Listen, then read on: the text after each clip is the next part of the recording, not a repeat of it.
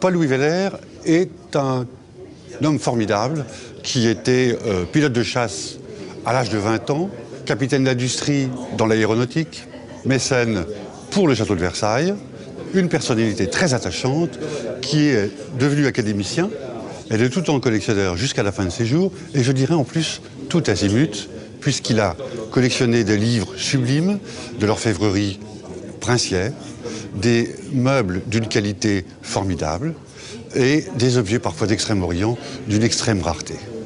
C'est un vase en jade qui porte à l'intérieur un poème qui est un poème de l'empereur Qianlong. Il est daté de 1785, l'année d'ici, et il porte les deux cachets de l'empereur Qianlong. Ce vase a un nom car il s'appelle le Long Wei Gong, c'est-à-dire la queue du dragon. Les chroniques de Jean Froissart, il s'agit de la guerre de 100 ans. Jean Froissart qui présente son livre au roi d'Angleterre, et ici, le roi de France qui est de l'autre côté, une mère avec ses 3 enfants. C'est un tableau de Cornelis de Vos, qui est un merveilleux tableau d'une grande sensibilité.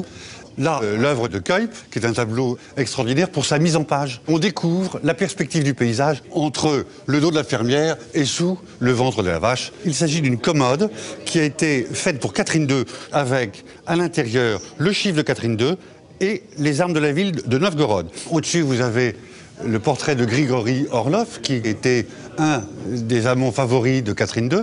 Et donc, je dirais que le voisinage est parfait. Ce qu'on appelle les jeux de société ou les jeux de salon, notamment une roulette, mais également un jeu de tric-trac. Et ici, toute une série qu'on qualifierait aujourd'hui de jeux de loi, je dirais. Et qui, vous voyez, sans lui face, on n'a que l'embarras du choix pour s'amuser sur les longues soirées d'hiver. On n'avait pas la télévision.